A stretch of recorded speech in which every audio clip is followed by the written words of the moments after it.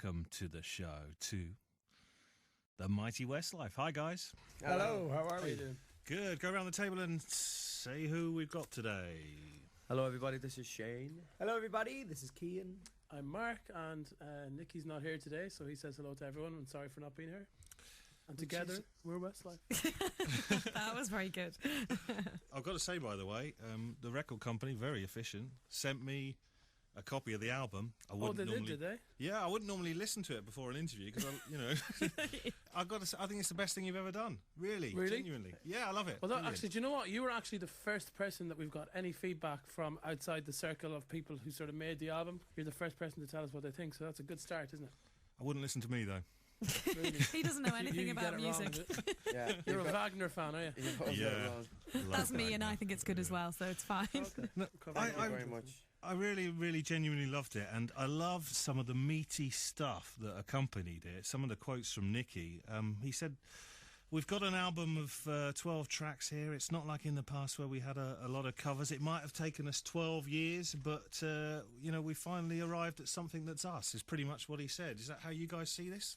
Yeah, well, I mean, I don't think, and we have to remember we're a pop act and we don't sort of, ramble off about, the musical direction that we've decided to go in this album and stuff like that. But, everything's always a work in progress. You always try and improve yourself. You always try and, some people move on in much more extreme ways, but we don't do that. But we still try and improve ourselves each time round.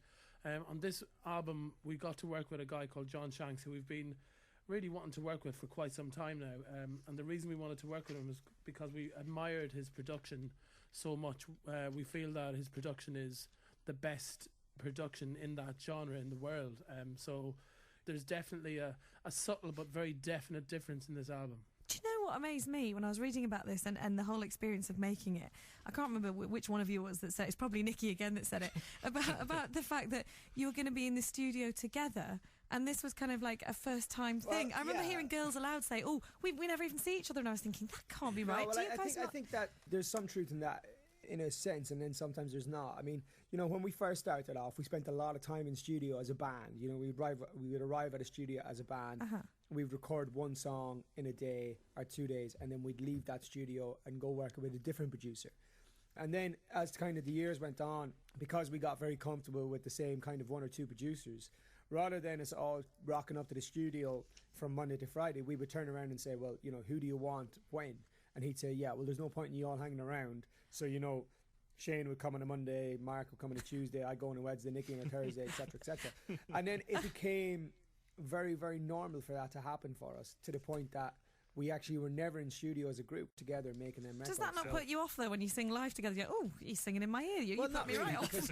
No, not really, because obviously, like, You learn the bits. You learn your individual parts while you're recording them, and then when it gets to actually performing them, you do a natural rehearsal and stuff like that. But so this album, well, in particular with John Shanks, he wanted it very different, because he had never worked the way we had worked. He was like, everybody comes to the studio every day. It's as simple as that. I don't know who I'm going to use. I don't know what song we're going to do that day. It was a very organic, free, kind of open process. It was a very different process for us.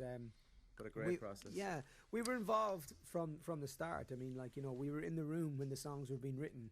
Even if we weren't part of the writing team in the song, we'd still be in the room.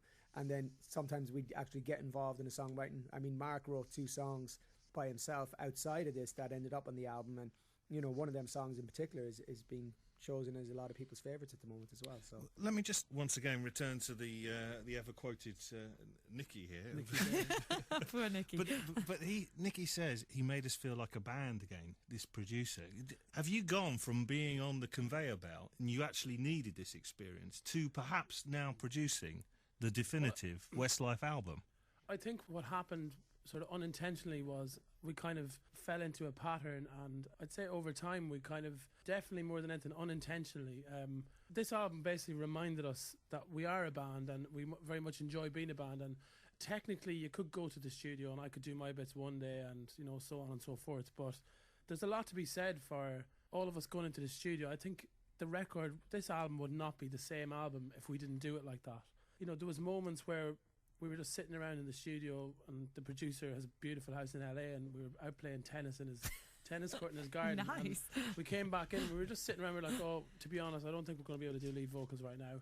And we were just messing around, and all of a sudden we started saying, oh, why don't we do a gospel choir on that song? And that gospel choir bit wouldn't have been there if we weren't all there together, if we didn't happen to maybe play tennis beforehand and be too tired to do lead vocals. And honestly, we started the entire album with a blank page, and we ended up after many, many long, hard days in the studio with this And playing album. tennis.